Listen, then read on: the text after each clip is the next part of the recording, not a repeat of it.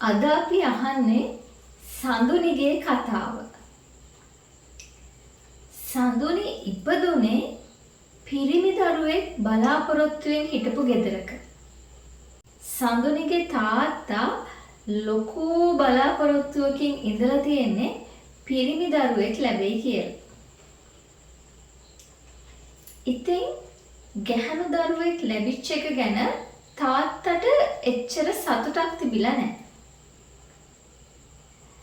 ඉතින් මේ කුඩා සඳුනිට ටිකෙන් ටික තේරෙන්න ගත්තා තමන්ගේ තාත්තා තමන්ට වැඩි කැමැත්තක් නැහැ කියන එක. ඉතින් මේ කුඩා සඳුනි තමන්ගේ තාත්තගේ අවධානය ගන්න විවිධ දේවල් කරා. පිරිමි දරුවෙක් වගේ හැසිරෙන්න ගත්තා. කොණ්ඩේ කොටට කැපුවා.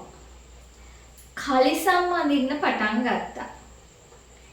පිරිමි දරුවන් කරන ක්‍රීඩාවල නියැලෙන්න පටන් ගත්තා.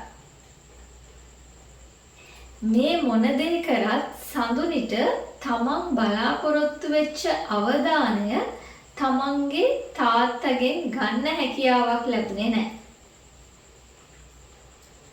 ටික කාලයක් යනකොට සඳුනිට තේරුණා තමන් මොනවා කරත් තමන්ගේ තාත්තා තමන්ට වැඩිය කැමති නැති බව. සඳුනිට සමහර වෙලාවල් වල ඇහිලා තියෙනවා තාත්තා අම්මත් එක්ක කියනවා අනේ අපිට පුතෙක් හිටියනම් කියලා.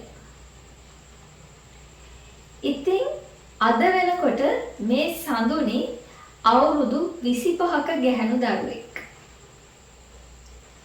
මේ කතාව අහගෙන හිටපු ඔයාට හිතන විදියට සඳුනිට මොනවා වෙයිද? තමන්ගේ වැඩිහිටි ජීවිතේ සඳුනිට මොන වගේ ප්‍රශ්නවලට මුහුණ දෙන්න වෙයිද? පල්ලෙහෙන් කමෙන්ට් එකක් දාන්න.